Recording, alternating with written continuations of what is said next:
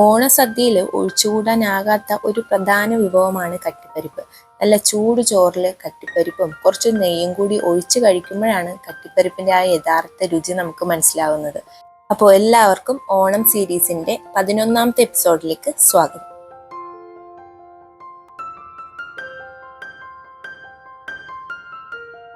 കട്ടിപ്പരിപ്പ് ഉണ്ടാക്കാനായിട്ട് ഞാനൊരു ചെറിയ മുഴുവൻ തേങ്ങയാണ് എടുത്തിട്ടുള്ളത്. ഇത് മുഴുവനായിട്ട് ചിരകി എടുത്തപ്പോൾ 1 കപ്പോളം നമുക്ക് കിട്ടിയിട്ടുണ്ട്.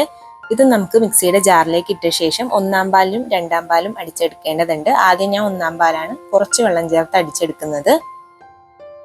1 കപ്പ് 1-ാം പാൽ നമുക്ക് കിട്ടിയിട്ടുണ്ട്. നല്ല കട്ടിയിലാണ് 1-ാം പാൽ ഇരിക്കുന്നത്. 2 കപ്പോളം 2-ാം പാലും നമുക്ക് കിട്ടിയിട്ടുണ്ട്.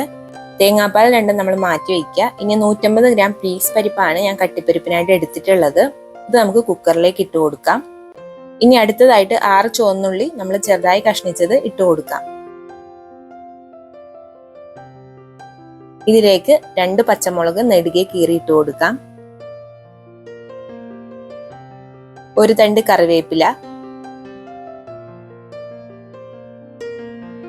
ഇനി നമ്മൾ മാറ്റി വെച്ചിരുന്ന ആ 2 കപ്പോളം 2-ാം പാല് ഇതിലേക്ക് ചേർത്ത് കൊടുക്കാം. പിന്നീട് ഇതിലേക്ക് ചേർക്കേണ്ടത് ഉപ്പാണ്. ആവശ്യത്തിനുള്ള ഉപ്പും കൂടി ചേർത്ത് കൊടുക്കാം. അവസാനമായിട്ട് ഇതിലേക്ക് വെളിച്ചെണ്ണയും കൂടി ചേർത്ത് കൊടുക്കേണ്ടതുണ്ട്. ഞാനിവിടെ 1 ടേബിൾ സ്പൂൺ വെളിച്ചെണ്ണയാണ് ചേർത്ത് കൊടുത്തിട്ടുള്ളത്. ഇതിനി മൂടി വെച്ചിട്ട് ഒരു 3 വിസിൽ കേൾക്കും വരെ നമുക്ക് വേവിച്ചെടുക്കാം. എയറൊക്കെ പോയി കഴിയുമ്പോൾ തുറന്നു നോക്കാം. ഇപ്പോൾ പരിപ്പ് നന്നായിട്ട് നമുക്ക് വെന്ത് കിട്ടിയിട്ടുണ്ട്.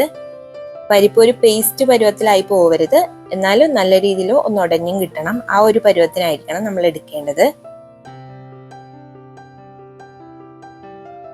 ഇനി നമ്മൾ ഇതിലേക്ക് 1-ാം പാല് ചേർത്ത് കൊടുക്കുക.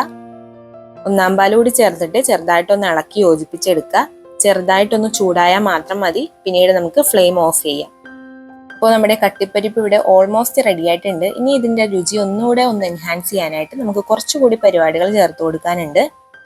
ഇനി ഇതിലേക്ക് 1 ടേബിൾ സ്പൂണോളം വെളിച്ചെണ്ണ നമുക്ക് ചേർത്ത് കൊടുക്കാം.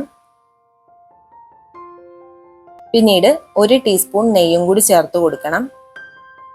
അവസാനമായിട്ട് ഇതിന്റെ മേളിലേക്ക് 1 തണ്ട് കറിവേപ്പിലയും കൂടി നമുക്ക് ഇട്ട് കൊടുക്കാം. അപ്പോൾ നമ്മുടെ വളരെ ടേസ്റ്റി ആയിട്ടുള്ള കട്ടിപ്പരിപ്പ് ഇവിടെ റെഡി ആയിട്ടുണ്ട്. അപ്പോൾ ഈ ഒരു രീതിയിൽ നിങ്ങൾ എന്തായാലും വെച്ച് നോക്കുക. വെച്ച് നോക്കിയവർ ഇഷ്ടപ്പെട്ട് കഴിഞ്ഞാൽ ഒന്ന് ഫീഡ്ബാക്ക് അറിയിക്കുക. ഇഷ്ടപ്പെട്ടില്ലെങ്കിലും ഫീഡ്ബാക്ക് അറിയിച്ചോളൂ.